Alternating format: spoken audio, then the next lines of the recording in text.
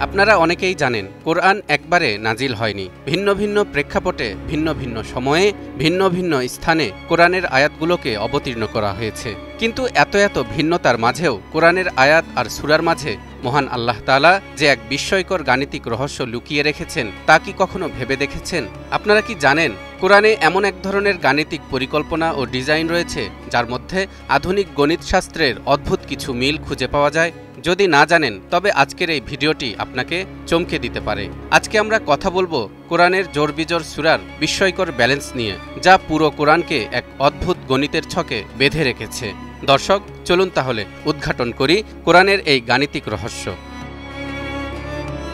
আমরা সকলেই জানি মহাগ্রন্থ আল কোরআনে মোট ১১৪টি সূরা রয়েছে। প্রতিটি সূরার নির্দিষ্ট আয়াত সংখ্যা এবং নির্দিষ্ট সিরিয়াল নাম্বার আছে। এর মধ্যে কিছু সূরার আয়াতের সংখ্যা জোড়, আবার কিছু সূরার আয়াতের সংখ্যা বিজোড়। ঠিক তেমনি কোনো সূরার সিরিয়াল নাম্বার জোড়, আবার কোনো সূরার সিরিয়াল নাম্বার বিজোড়। কিন্তু প্রশ্ন হলো, কোরআনের সূরাগুলোর এই আয়াত সংখ্যা আর তাদের সিরিয়াল নাম্বার কি আল্লাহর পক্ষ থেকে নির্ধারিত? আমরা তো জানি কোরআনের আয়াত আর সূরাগুলো বিচ্ছিন্নভাবে নাজিল হয়েছে। তাহলে সূরা আর আয়াতের এই ধারাবাহিকতা কিভাবে সংগঠিত হলো? এ ব্যাপারে মহান আল্লাহ তাআলা বলেন, ইন্না নাহনু নাযালনায যিকরা ওয়া ইন্না লাহু লাহাফিযুন।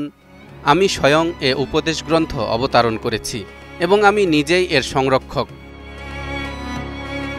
এই আয়াতে আল্লাহ বলে দিয়েছেন, যেহেতু তিনি এই মহাগ্রন্থ নাজিল করেছেন সেহেতু তিনি এর রক্ষণাবেক্ষণের দায়িত্ব পালন করবেন।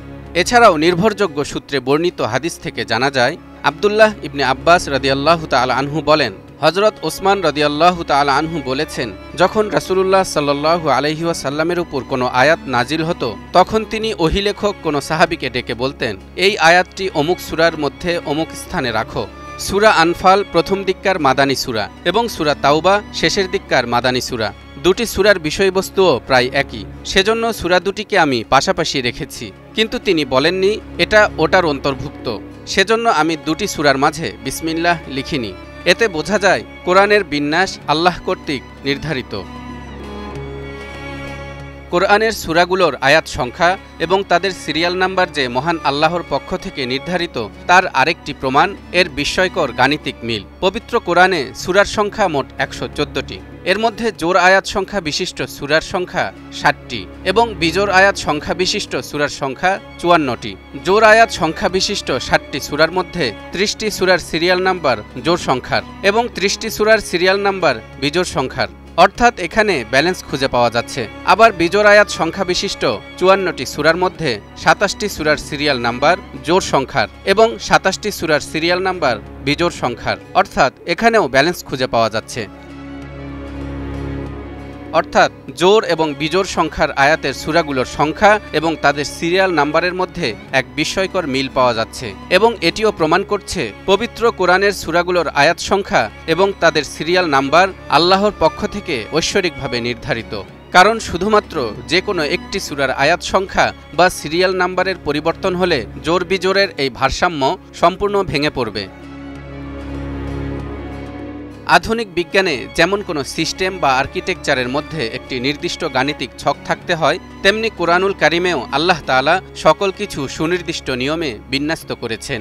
মহান আল্লাহর এই গাণিতিক সুসংগঠন প্রমাণ করে কোরআন অতি নিখুঁত ও চিরন্তন আসমানি কিতাব। তাই তো মহান আল্লাহ তাআলা কোরআনের একাধিক স্থানে জিন ও মানবজাতিকে চ্যালেঞ্জ করে বলেছেন, قُلْ لَئِنِ اجْتَمَعَتِ الْإِنسُ وَالْجِنُّ عَلَىٰ أَن يَأْتُوا بِمِثْلِ هَٰذَا الْقُرْآنِ لَا يَأْتُونَ بِمِثْلِهِ وَلَوْ كَانَ بَعْضُهُمْ لِبَعْضٍ ظَهِيرًا।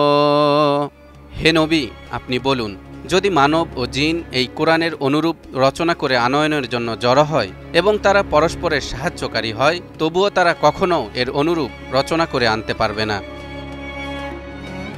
কোরআনের এই গাণিতিক সমন্বয় আমাদের মনে করিয়ে দেয় আল্লাহ তাআলা সৃষ্টির সকল উপাদানকে নিখুঁত ও সুবিন্যস্তভাবে সৃষ্টি করেছেন। সেই সাথে কোরআনে প্রতিটি আয়াতের মধ্যেই রয়েছে অগণিত রহস্য এবং এক অসীম বৈশিষ্ট্য, যা আমাদেরকে আলোকিত পথ দেখিয়ে জান্নাতের দিকে নিয়ে যেতে পারে। তালহা ইবনে রেজা, নিউজ 24।